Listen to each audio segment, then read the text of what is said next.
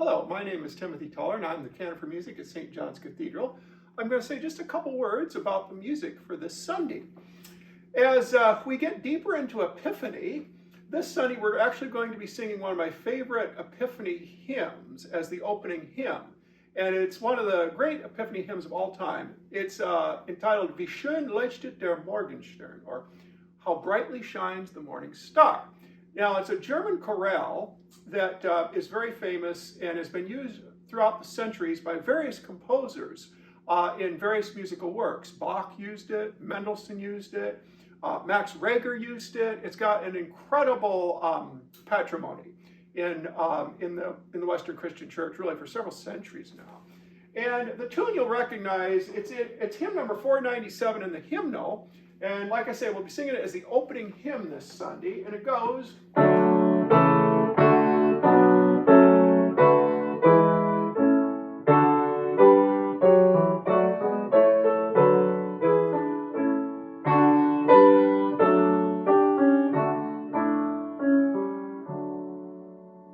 Okay, so it's a very well familiar tune. It was actually written in the 16th century by the German composer Philipp Nicolai originally, but it's been very much used ever since by composers. The prelude that I'm playing this morning is based on this exact tune, and it's simply Prelude on Wie schön leuchtet der Morgenstern by Dietrich Buxtehude. So it was one of the very most important German composers of the 17th and very early 18th century. He was a major influence on J.S. Bach, and in my estimation, one of the great original geniuses in musical history. He really brought to fruition several genres of music, particularly in organ music, but also choral and instrumental, genres that were later taken up by J.S. Bach and others. He is an extraordinarily important figure in music history.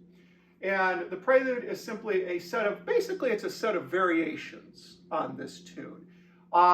If you listen very carefully, you'll be able to pick that tune out as you go through, but it's pretty well disguised. It's often presented in longer note values and it's embedded in the texture in various ways, but if you listen very carefully, you'll hear the tune.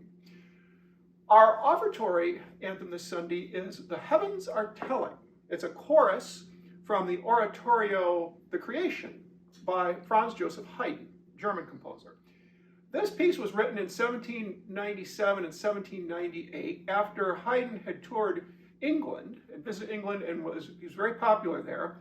The English had a tradition in the 18th and 19th centuries of sort of importing and adopting German composers as their own. The greatest example of this was George Frederick Handel, who actually became a naturalized English citizen. And he heavily influenced English musical taste, as you can imagine. And his oratorios that were so popular in the 1730s and 40s and so on, really cultivated in the English a real taste for oratorios. An oratorio is basically an unstaged opera. It's a choral work that contains soloists and various combinations of soloists and choruses, usually very choir heavy, but there's no staging. So it's basically an unstaged opera, usually on a certain theme, very often a religious theme, as in this case. And so after Haydn visited England in the 1790s, there was a strong desire for oratorio, and he provided this oratorio, The Creation. He also wrote one called The Seasons.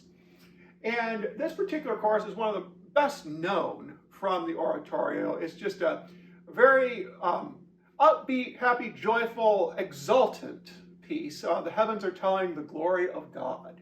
And it fits the text for Epiphany very well, and is one of the very favorite pieces that our choir sings all year long. We tend to do it every couple, 3 years for Epiphany. It consists of a trio of singers, a soprano, a tenor, and a bass, that sings sort of rhetorically back and forth with the full choir that you'll hear. Our post of this Sunday is the Finale Jubilante of Canadian composer Healy Willan. Willan was an Anglo-Catholic composer and church musician, very skilled improviser at the organ. And he was director of music at St. Mary Magdalene in Toronto for many years. He wrote an enormous amount of music in every genre, was famous for speaking about how much he loved composing, he said that music was his not only his vocation, but his hobby as well. So he loved what he did. And the Finale Jubilate is a very modest, short work, but it's very exuberant, and it makes for a lovely service postlude. I hope you enjoy the music this Sunday.